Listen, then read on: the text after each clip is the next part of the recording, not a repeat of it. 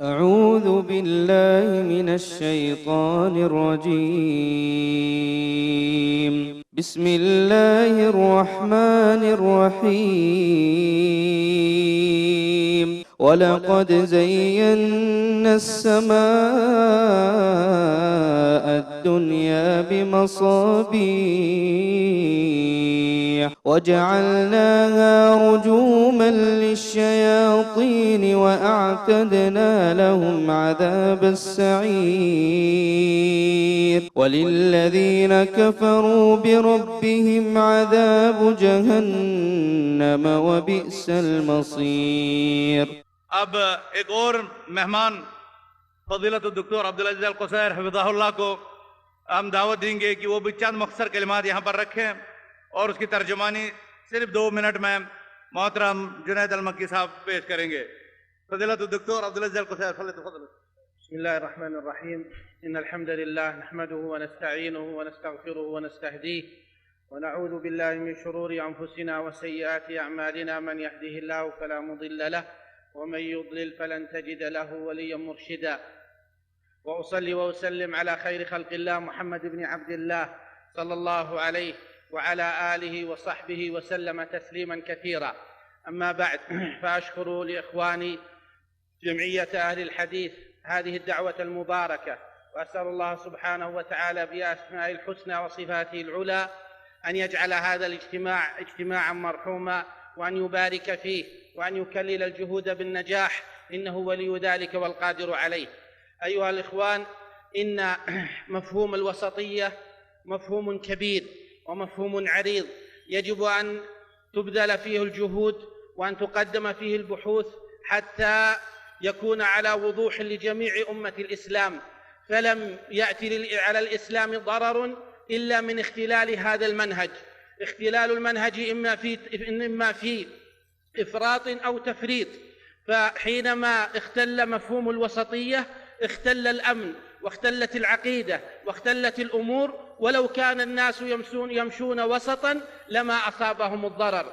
الإسلام حرص على الوسطية، فكانت هذه الأمة هي أمة الخيار، أمة الوسط، وكذلك جعلناكم أمة وسطا أي خيارا على الناس.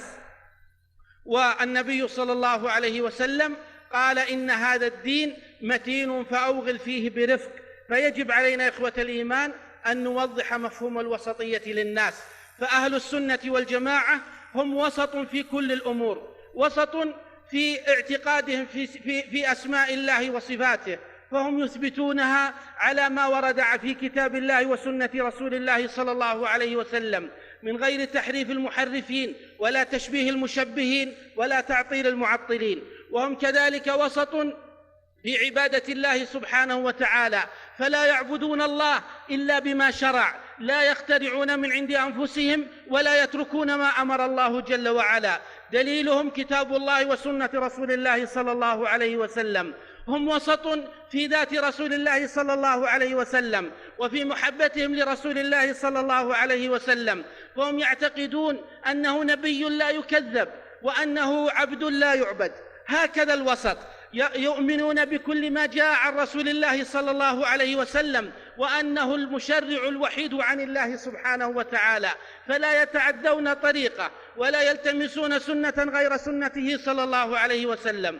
هم وسط في صحابة رسول الله صلى الله عليه وسلم، يعلمون أنهم خير الأمة وأبرها وأتقاها لله بعد رسول الله صلى الله عليه وسلم، ولكن لا يجعلونهم في مصاف رسول الله صلى الله عليه وسلم ولا في مصاف الأنبياء كما فعل أهل البدع. وهكذا في جميع شرائع الله سبحانه وتعالى يأخذها أهل السنة والجماعة كما أخذها رسول الله صلى الله عليه وسلم وكما أخذها صحابة رسول الله صلى الله عليه وسلم من غير إفراط ولا تفريط. والواجب على الأمة الالتفاف حول علمائها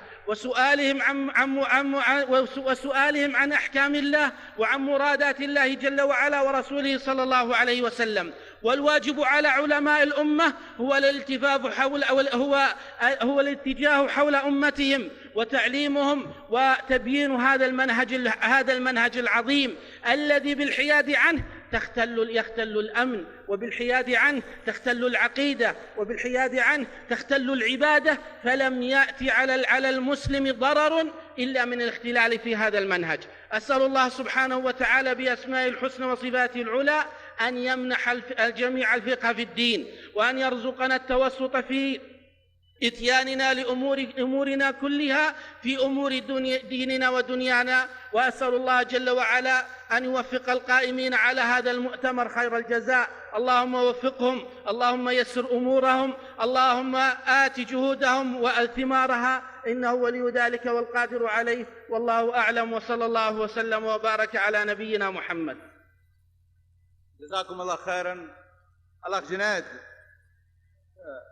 ہمارے محترم جنید مکی صاحب مختصر کلمات میں شیخ کے بیان کا خلاصہ آپ کے سامنے رکھیں گے. السلام علیکم ورحمۃ اللہ وبرکاتہ. بسم اللہ الرحمن الرحیم. الحمد للہ رب العالمین، والصلاة والسلام علی عبدہ ورسولہ محمد وعلی آلہ واصحابہ اجمعین. حضرات گرامی، ابھی آپ کے سامنے ہمارے محترم مہمان فضیلت الشیخ ڈاکٹر عبدالعزیز القصیر حفظہ اللہ، جو سعودی عرب کی راجدھانی ریاض سے تشریف لائے ہیں، انہوں نے اپنے تأثرات آپ کے سامنے پیش کیے ہیں. میں اس کا بہت ہی مختصر 2 منٹ میں خلاصہ آپ کے سامنے پیش کرنا چاہوں گا. فضیلت الشیخ ڈاکٹر قصیر صاحب نے آپ کے سامنے سب سے پہلے اللہ رب العالمین کی تعریف اور نبی اکرم محمد رسول اللہ صلی اللہ علیہ وسلم پر درود و سلام کے بعد اس عظیم کانفرنس جس کا عنوان ہے اعتدال، امن عالم اور فلاح انسانیت کا ضامن، اس کانفرنس کے منعقد کرنے والے جمعیت حدیث کے ذمہ داران کو مبارکباد پیش کیا اور شکریہ ادا کیا کہ ان لوگوں نے اس مناسبت سے مجھے یہاں آنے کی دعوت دی. اس کے بعد شیخ نے اعتدال اور وسطیت کے مفہوم کو واضح کیا کہ اعتدال کا شریعت میں بہت واسع مفہوم ہے، اور جب اس مفہوم کو سمجھنے میں خلل واقع ہوتا ہے تو انسان کی پوری زندگی میں خلل واقع ہو جاتا ہے. اس لیے کہ یہ امت مسلمان اللہ رب العالمین نے اس کو اعتدال کی امت کا سرٹیفکیٹ دیا ہے. اللہ رب العالمین کا یہ ارشاد ہے، وَكَذَلِكَ جَعَلْنَاكُمْ أُمَّةً وَسَطًا لِتَكُونُوا شُهَدَاءَ عَلَى النَّاسِ وَيَكُونَ الرَّسُولُ عَلَيْكُمْ شَهِيدًا. اور نبی اکرم محمد رسول اللہ صلی اللہ علیہ وسلم نے اسی وسطیت اور اعتدال کی تاکید کی ہے. اور اس کے بعد آپ نے بتایا کہ اہل حدیث، اہل سنت والجماعت، ان کا معاملہ یہ ہے کہ ہر چیز میں ان کے ہاں اعتدال ہے. ان کے عقیدے میں، ان کی عبادت میں، ان کے معاملات میں، نبی کریم صلی اللہ علیہ وسلم کی محبت میں، ہر چیز کے اندر ان لوگوں نے اعتدال کا التزام کیا ہے. لہذا ہماری ذمہ داری یہ ہے کہ ہم لوگ زندگی کے ہر موڑ پر اعتدال کو اور وسطیت کو لازم پکڑیں تاکہ ہماری زندگی ایک ممتاز اور کامیاب زندگی ہو. انہی باتوں کے ساتھ شیخ نے اپنی باتیں ختم کی. والسلام علیکم ورحمۃ اللہ وبرکاتہ. جزاکم اللہ خیرن.